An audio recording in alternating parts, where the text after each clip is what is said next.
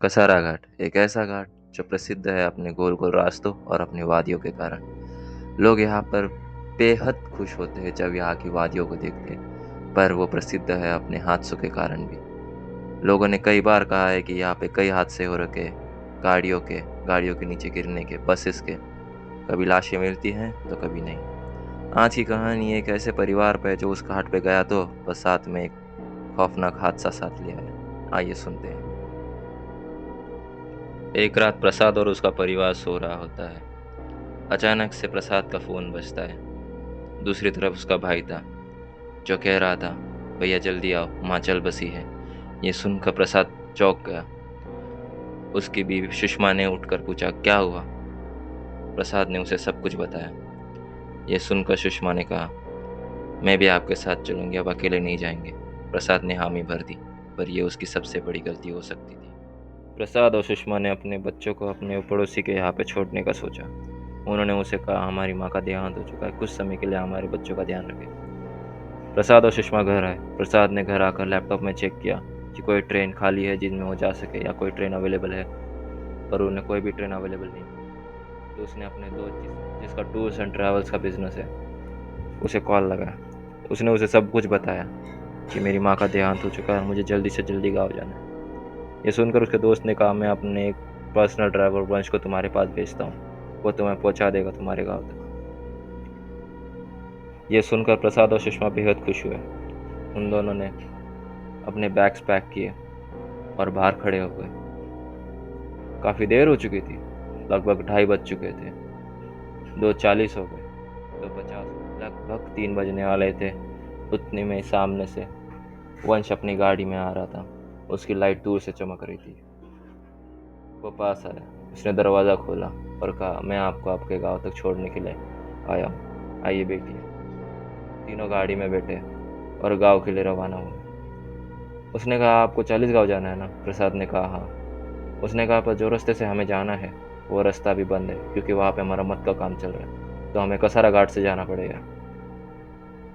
प्रसाद ने कहा, ठीक है। रात के लगभग 3:30 बज चुके थे, पर जैसे ही वो कसारा घाट में आए, मानो वो लोग किसी खूबसूरत जगह में आ गए। इतने ज़्यादा पेड़, इतनी ज़्यादा गाड़ियाँ, इतनी ज़्यादा लाइट्स, सामने से आती हुई गाड़ियाँ, बाजू से जाती हुई गाड़ियाँ, टेढ़े मेढ़े रास्ते। उन्हें बेहद अच्छा लग रहा था। पर अचानक से मानो सारी गाड़ियाँ गायब हो गई और एक चीख के साथ हमारी गाड़ी रुक गई। कसारा घाट के बीचों बीच 3 औरतें खून सी सनी साड़ी के साथ, मानो आँख में काला खून हो और दांत मानो किसी भेड़िए के हो, वो हमारी तरफ बढ़ रही थी। वो तीनों औरतें करीब और करीब आते जा रही। प्रसाद जितनी देर में कुछ समझ पाता, उतने में एक औरत और उसके पीछे आ चुकी थी। प्रसाद बेहद घबरा चुका था, पर उसने सुषमा की तरफ देखा तो उसके आंखों से खून निकल रहा था और मुंह से भी। ये काला खून था। ये देखकर प्रसाद घबरा गया। उसने सुषमा को उठाया, उसने सुषमा को हिलाया। सुषमा तड़प रही थी, चिल्ला रही थी। प्रसाद ने उसे पकड़ा और अंदर गाड़ी के अंदर बैठाया। सुषमा अचानक से ठीक हुई और चिल्लाने लग गई, प्रसाद सब मरेंगे, कोई नहीं बचेगा, सब मर जाएंगे, प्रसाद सब मर जाएंगे हम। वापस से सुषमा के मुंह से खून बहने लग गया था, वही काला खून, और आंखें काली हो चुकी थी। वो बहुत ज़्यादा तड़प रही थी। ये देखकर प्रसाद ने अचानक सुषमा को पकड़ा और जोर जोर से हनुमान चालीसा का पाठ पढ़ने लग गया। जैसे जैसे वो हनुमान चालीसा का पाठ पढ़ रहा था, सुषमा और जोर से चिल्ला रही थी और ज़्यादा तड़प रही थी। कुछ टाइम बाद वंश की गाड़ी चालू हो गई। उसने गाड़ी को भगाया और सुषमा बेहोश हो गई। उसे चीखें अभी भी सुनाई दे रही थी, मानो कोई चिल्ला रहा हो पीछे से, रुक जाओ, सब के सब रुक जाओ वरना मार डालूंगी। पर अब वो आगे आ चुके थे। उन्होंने कसारा घाट पार कर लिया था। वो लोग आगे जाए जा रहे थे गाड़ी में बैठकर। सुषमा तब तक सो चुकी थी। प्रसाद ने सोच लिया था कि आज के बाद यहाँ कभी नहीं आऊँगा। पर तभी सुषमा ने अपनी आंखें खोली, काले खून के साथ वापस से, और वो न जाने क्यों गाड़ी से बाहर कूद गई और वापस कसारा घाट की तरफ भागने लग गई। प्रसाद उसके पीछे पीछे भागा। वो दोनों कुछ टाइम में ही कसारा घाट के अंदर आ चुके थे और एक खाई की तरफ जाके सुषमा ने कहा, हम सब मरेंगे, और नीचे कूद गई। प्रसाद इस बात का शोक मना ही रहा था, पता नहीं कहाँ से कुछ बच्चे, ना जाने शायद उनके अंदर खून ही ना हो, पूरी तरह से सफ़ेद और काली आंखें, वो उनसे उससे कह रही थी, खेलो हमारे साथ, खेलो तुम, खेलोगे ना, तुम खेलोगे, खेलो, आओ हमारे साथ खेलो, खेलो हमारे साथ, तुम खेलोगे।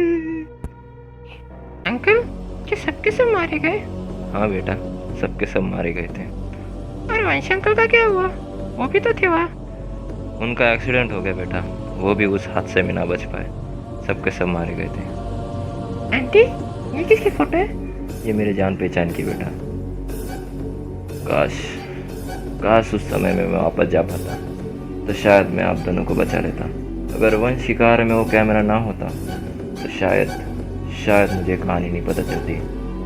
मम्मी, पापा, मैं आपको बचा नहीं सका।